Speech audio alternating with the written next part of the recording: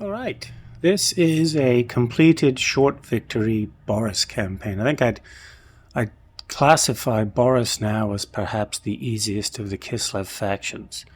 We'll just do a little run through of how this campaign was run and what I think benefits Boris in this new Kislev update.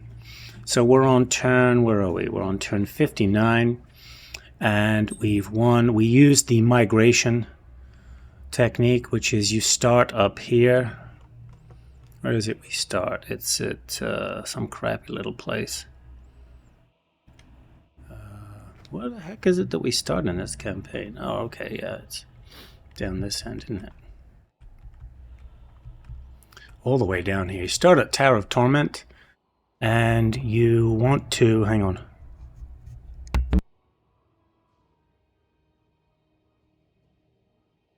Sorry, I had to sneeze. So you start at Tower of Torment, and you fight your battles here to get your experience, and then you just boogie straight for Frozen Landing. Now, there's something I noticed about Boris. I wasn't sure if this was always the case, because I never tried it before. I think it's a change. If you look at Boris, where the heck did he go?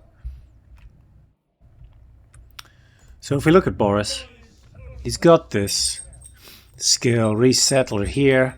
No colonization cost faction-wide. He doesn't have colonization cost, which it doesn't say in here. But what I noticed in this migration strategy is that if you go straight across here for Frozen Landing, I was getting it for free, and I double-checked. I reloaded the game. I got it for free. So that's a good start. You can come straight down here. Why do you want to do that? Because the single remaining most overpowered mechanic in this game is diplomacy based on settlement swapping. If you have a crappy garbage little settlement and you put just the most basic military building in it, right? One of these pieces, people go insane for that nonsense. And if you put one in a major settlement, they'll give you the world. So this is how I managed to handle this situation over here. I came over, we fought Goromadny, Confederated Rupsaman clan, no problem right there.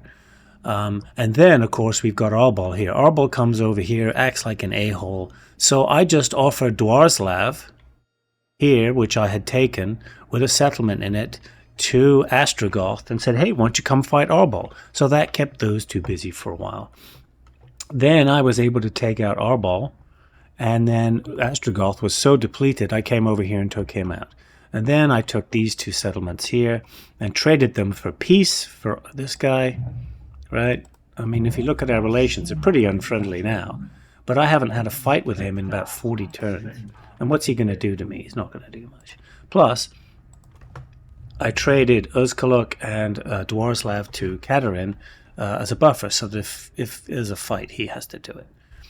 There is a secondary benefit from racing over here to take on Goromadny and get this settlement from Rupsaman. And that is, if you are keeping Arbol out of here, Katarin now tends to take out, when she's an AI, Katarin will take out the Bearsunlings, Kadrin will take out Azag, and then you can come over here and help your buddy Kostaltin and keep him in the game. They together took out Throt, so that wasn't a problem. And this is two campaigns. I've played two Boris campaigns since the redo, and they both worked out this same way. So why do I think he's now the easiest one? It's all to do with this thing here. So if you look here, you can get points for battles against Ice Court enemies, and you can get battles fought against Chaos. When you play against as the other factions, when you play as Kostaltin, it says battles against Ice Court enemies and battles fought against Chaos. And as Katarin, it says battles fought against Orthodoxy enemies and battles fought against Chaos. Even though they don't have the same thing in each one, and it's easier, or at least they have the same one, but it's easier to do as Boris, because he's relatively friendly with both. It's relatively easy to get a defensive and a military alliance with both of these guys and then drag them into the wars or just proxy join their wars. It's rather difficult to do it as these guys. Now, you can see here there's that Orthodoxy tier advantage of 1. I've only got an advantage of 1. I've got 2 here, but it hasn't rolled over, I don't think. I think this will roll over next turn. The penalties they're minor. You usually suffer a 10% or 10 relations penalty, but it can hit your research rate. So it can hit this, but the research rate can go up because you can have your atomans increase your research rate.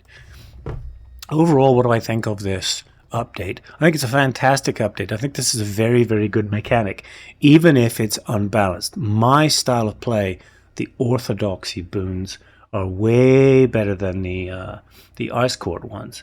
Now, Devotion, you don't get to cast the Devotions, but those were really, I only ever really seemed to use the same one. I used the one that boosted growth, and then when I had growth, I used the one that boosted economy. I haven't been invaded, so I haven't really needed them to defend my territory. Boris, I play him as a vagabond. You leave, you come over here, and then you don't give a crap about growing your empire. You're just interested in building relations with the other factions. So the problem, of course, with this one is I don't have anybody confederated. Part of the problem with the success with Boris here is these guys were able to keep growing on their own, even if I didn't give them settlements, and so they were relatively hard to confederate, because I didn't want to take part in the ridiculous settlement cheese and the handicapping them just to get a confederation. The idea is to play the game. But of course, you do what you want. There's an amazing video out there from Mercy that shows how Katerin can confederate or military ally with the Orthodoxy on turn 2, using the extremely overpowered and absolutely ridiculous settlement cheese. It's whatever. So what do I think are the best ones in here? If you go to Orthodoxy, these I love. This one here, land provides, resource buildings have no construction cost. This means you don't have to worry about spending any money on them, right? So Prague, you're going to get this up as fast as you can. Here, you're going to get the wood up as fast as you can. Up here, you've got this, you've got this. There are resources pretty much everywhere. And being able to upgrade those for free is a huge issue. And then if you go further, production surplus for newly captured settlements and devotion for 100 for newly captured settlements. So what that means is you're going to be able to grow new settlements, and you're going to be able to throw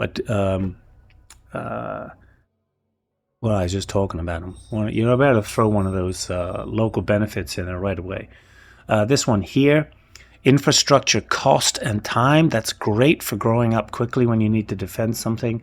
This one here that follows on, every owned settlement providing income and growth to adjacent settlements. So like Volksgrad here is providing income and growth to everything next to it. Right? So if you look at the growth in Prague, it's 215. Characters are giving it technology, adjacent provinces, it's getting 20 from adjacent provinces, right? And that's not me, right? I've got this one here. What else are adjacent to Prague? I've got 2 that are adjacent to Prague, but I'm getting it from Katerin as well. So she's using that thing as well. So that's just phenomenal as you go later on. What do we got here? I love this one here because you get the campaign movement range. That's sweet. I haven't bothered with that. What do we got with this one? 10% movement range and experience fighting chaos. That means you can grow really quickly, particularly if you have heroes that are doing training, because training can give people 55% experience, and then 100 when you do this. So your experience for fighting against chaos can be 155% of normal, which means that you're going to grow really, really quickly in your experience. And then this one here, I love this one here. Construction costs for Orthodoxy, you gain the devotion here. And then the churches outside of Kislev and Prague provide growth and more growth in the provinces. So Kislev's problem was growth before. They didn't have a commandment that had growth. So this growth in all provinces, again, 435 growth is stupid, right? And it's coming from the buildings. You look at this Orthodoxy building here, it's providing 30 growth. This Orthodoxy building here, providing 30 growth. Right? This is Ice Court. You need a little bit of balance, right? So if you don't look at the battles, if you just look at atomans, right, you're getting 10, 33, 45, 48 support for Orthodoxy there every turn. Here, getting 37. That's the stuff that comes from the buildings, etc. When you get this part where you're fighting battles all the time, you just want to use your high relations to improve your relations, so you can just start jackhammering this thing. So I love this mechanic. What are some good ones that I haven't looked at? I haven't picked either of those because I haven't really been. You don't really need to use the patriarchs as much as you used to, and I haven't really gotten these two. Recruit rank 3 for these guys. That's lovely, but once you get your army going, you don't need to recruit anything. And I'm not in my own territory. I'm invading, so I haven't used those. The ice court you have to spend anyway. Experience gain again. So experience gain for lords 30%, plus the training would be 85%, plus the other boon is 100%. That's 185% character experience for lords. That gets you near to getting a level even when you don't fight a darn battle. Hero success with Ice Maidens. I usually have an Ice Maiden running around doing assassinations. This one here, diplomatic relations with Kislev. It didn't help me to confederate them, but it did give me devotion and get them to do what I wanted them to do. Magic item and research rate for settlements. So that's where this is coming from. 1 for every settlement. And then upkeep in own territory. Not that great, but when you're building an army, it makes it cheaper. Yeah, those two there. And I think that was about all I did. Oh, yeah, this one here. I did that one just because once I wanted to be able to get some defensive alliances so I could get troops from the Empire, particularly artillery, but I haven't really done that yet. And then this is unlocking the Ice Court training slot, and then Mastery of Elemental Winds. Magic still for Kislev. But I think this is a wonderful update. I wish that Atamans showed up in this box as needing an update. Their tree is pretty amazing. Foreman, right? So we've got construction time for all buildings, construction cost minus 20%. I used to run around with a bunch of ice switches that had construction reduction. You don't have to really do that anymore. This is fantastic. Orthodoxy per turn. You can get the ice court here. I haven't found these that important because, again, I haven't been invaded. So I've used this one to get local recruitment.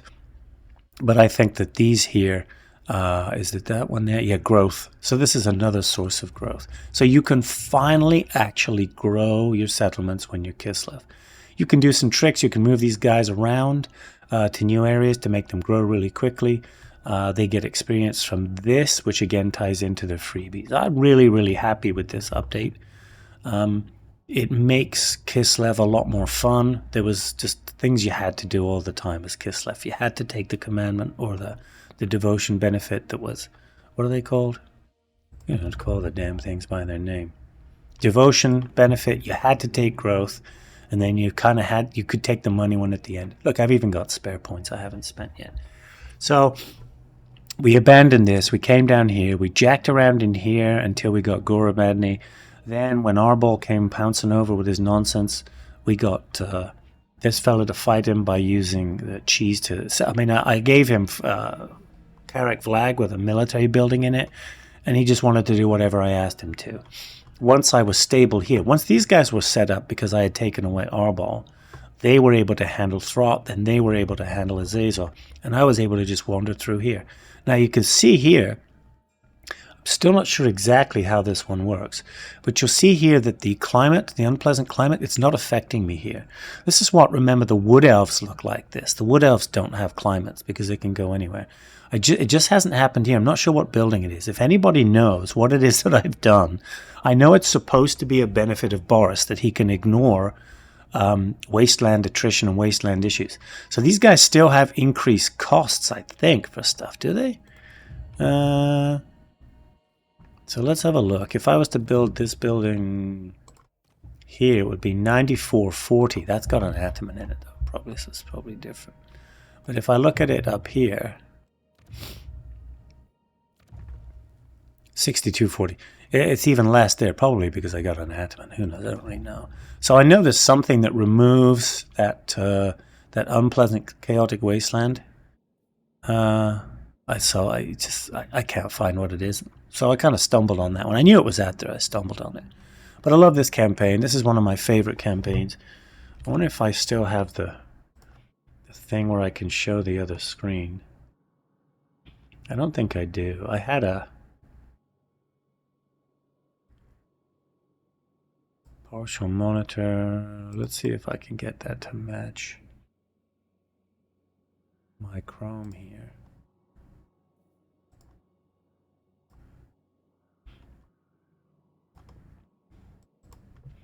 I had one where I had it on, yeah, here it is. So if I go in there,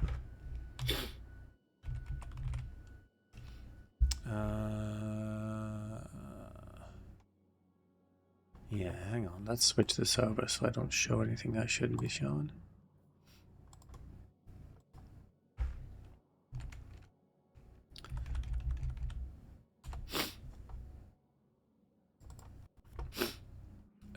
Let's sort this thing here.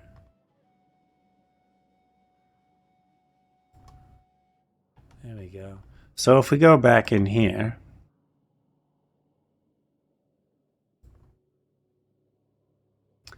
all right, we can see that Kislev in the blue there. That's a faction that I've played a lot. And it's pretty obvious that I'm a big Boris fan. I got a bunch of Boris. I got Boris at the top there. My first Kislev wins way back in the day. Yeah, 1, 2, 3, 4, 5, 6, 7 wins as Boris. One of those just a legendary long victory. A couple of Orthodoxies and a Keterin. I really love playing as Boris. I think the campaign is better. I think he's the underdog. He's got a horrible start. This is the next goal, of course. I did try to play as Boris staying in the Chaos Wastelands. Oh my goodness, it is really, really rough. So, I mean, I still want to do that. So I want to do a little role play and stay in the Wastelands and not come over here. I'll just send a hero over here to meet everybody.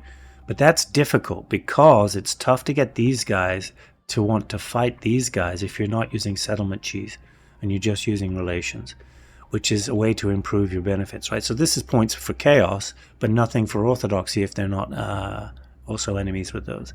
So we'll see how that goes. But again, I love this campaign. I think it's fantastic. 62 turns to win this, 59 turns to win this one. That's a little quicker than before, even though I didn't really know what I was doing or how to use the boons. But I'm going to be playing another Boris really soon because just enjoying it so much. All right, thanks.